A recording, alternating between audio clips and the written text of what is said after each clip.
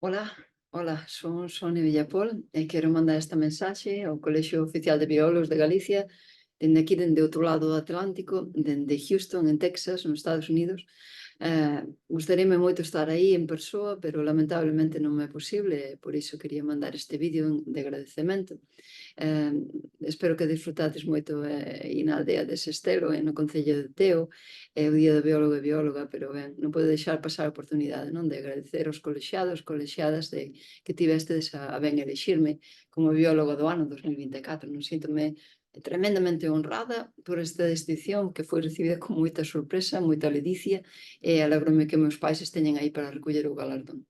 Quería tamén darlle os meus parabéns ao biólogo do ano Jacobo Fernández Casal e á coordinadora para o estudo de mamíferos mariños como a institución do ano e como non a empresa do ano tamén co GALSA. E lembrome tamén de outros moitos que nos precederon, non? De Xacobo de Toro, David Posada e Marisol Soengas, o que é toda unha honra estar nesta lista de biólogos que puñeron o nome da nosa profesión moi alto. De xeito persoal, quería contarvos que ben, eu sempre quixen ser bióloga, nunca ocultei. Podo dicir que sempre dende nena tiña esta vocación, dende que dende 10 ou 11 anos, cando estaba en quinto de EXB, pois encantábame moito a asignatura da natureza e todo o que estaba relacionado coa fisioloxía do corpo humano e da bioloxía en xeral, non? Foron estes primeiros anos onde tomei esta determinación de ser bióloga sen entender moi ben o que isto implicaba nin que significaba, non? Pero o que sí que tiña claro é que non podería existir cousa máis importante a que podías dedicar a túa vida que seguir descubrindo os seus segredos, non? Os segredos da vida. Estudio Bioloxía Molecular en Santiago de Compostela, nunha facultade onde ben o activismo ambiental era unha da materia obrigatoria nas asociacións de estudiantes, aínda que non contara para a nota. Lembrome que íbamos a recoller cogumelos ao Monte Pedroso facíamos saídas ás Fragas do Eume, onde as clases se daban en castelán, curiosamente, non? Agás unha ou dúas materias que se daban en galego.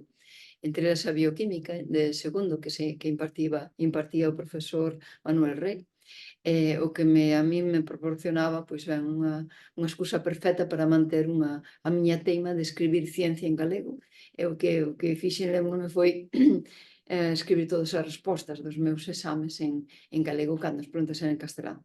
E nunca demostrei se este feito tivo algún impacto negativo no meu currículo académico, pero ben, xa foi. Durante a carreira tive a posibilidade por primeira vez, de traballar nunha miña vinculación cun laboratorio, non? E foi na Facultade de Farmacia, no laboratorio do doutor Francisco Benavente, que nos deixou non fai moito tempo, non? Ali estiven traballando con virus, e logo durante un pouco máis de tempo no Departamento de Fisioloxía, na Facultade de Medicina, coa miña mentora, a doutora Clara Álvarez Villamarín, onde empecé a estudiar a neuroendocrinoloxía. Licenciei-me o 15 de xaneiro de 2003, xa fai máis de 20 anos, e a partir diso tomei a decisión, non, que quería seguir investigando e daquela tiña claro que quería facer un doutorado, non? Para min, daqueles momentos, non había a posibilidade de obter unha bolsa predoutoral en Galicia, polo tanto, eu busquei fora e aceptei unha bolsa de 4 anos para facer a tese doutoral na Universidade Autónoma de Barcelona, nun grupo de neurociencias. Foi daquela cando comezou a miña andaina na emigración para investigar, como outra tantísima xente, non? Que nos marchamos donde nos brindaban mellores oportunidades, non? Unha vez que rematei a tese en Barcelona, pois fixen un postdoutoramento en París durante 3 anos e logo marchei aos Estados Unidos, onde xa levo 14, comecei traballando en Maryland, logo en Washington e aquí en Houston. Polo tanto, estes 20 anos que levo fora de Galicia, máis de 20 anos, pois foi un transcorrer de circunstancias, non? De unha porta abría outra ben, así levoume a traballar como neurocientífica en máis dunha dúcia de institucións académicas en 3 países distintos e sempre co mesmo entusiasmo, non? Con moitas gañas, ilusión e esforzo, que foi o que penso que me trouxe ata aquí. Na actualidade son a xefa dun laboratorio no Texas Medical Center, no Houston Met Research Institute, que se ubica no centro de investigación maior de investigación biomédica meirande do mundo. Dirixo un grupo de 12 investigadores e investigadoras que traballamos na procura de tratamentos contra a inflamación que ten lugar despois de danos cerebrais ou mesmo despois de enfermedades neurodegenerativas como Alzheimer, etc. Tamén estudamos a conexión da microbiota do cerebro. Por tanto, pasamos do estudo do cerebro que teño aquí, en todas as súas patoloxías, a facer secuenciación. Como vedes aquí, usamos este pequeno aparello que se chama MIN para secuenciar a microbiota e establecemos estas conexións non do cerebro e dos intestinos e o cerebro o resto do corpo. Básicamente, son as liñas de investigación que temos. Penso que se puderamos regular esta inflamación e a miña meta, pois poderíamos controlar moitísimas enfermedades, non? Como parar esta inflamación, como facela máis lenta, que progrese máis lento. Pero para o estudo do cerebro non tamén incorporamos moitas outras cousas que é o que estamos facendo agora mesmo e tamén incorporamos outro tipo de investigacións como pode ser da COVID persistente, que non deixa de ser outro tipo de inflamación no cerebro. E ben, tamén outra última cousa que vos quería enseñar antes de rematar é este libriño que publiquei o ano pasado, que se chama Consciencia, que me publicou Xerais, onde falo da ciencia que nos rescatou da pandemia.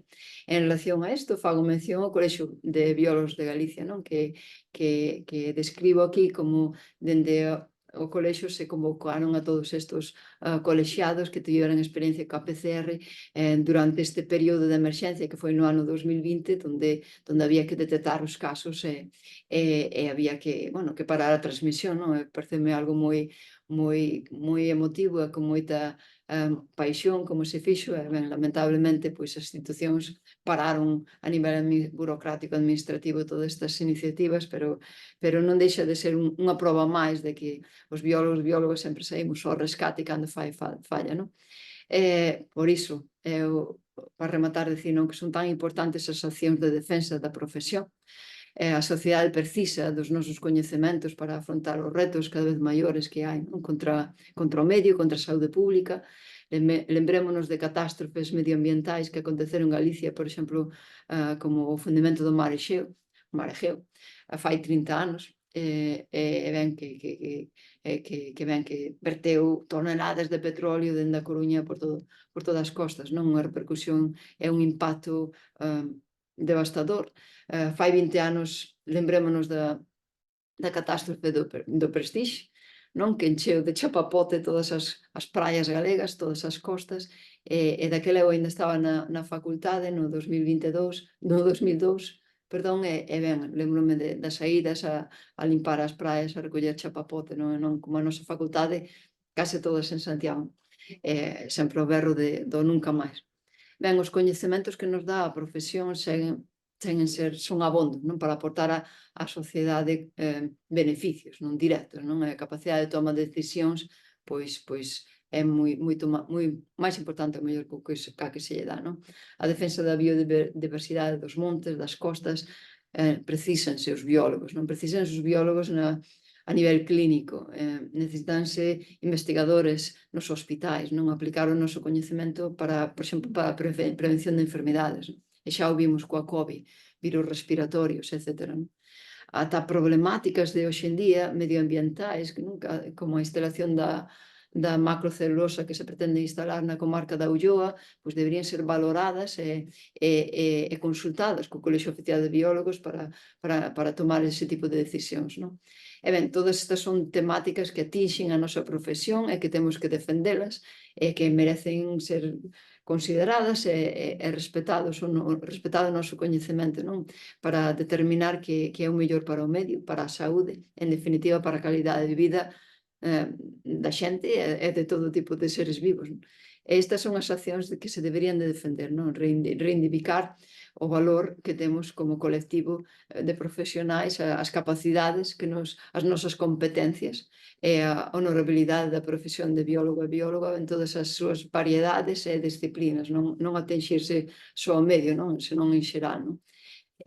Nada máis, só decir que sen máis manifestar o meu enorme agradecemento por este recoñecemento que me enche de ledicia. Estou ben a vosa disposición para calquer tipo de iniciativa que organicéis ou dende o colexio, etcétera, que eu poida colaborar, e ben, encheme de tremenda satisfacción e realización persoal e tamén profesional, non? Este recoñecemento e moitísimas grazas. Ata pronto, vémonos en unhas semanas por aí, por Galicia. Ata loguiño. Chao. Adeus.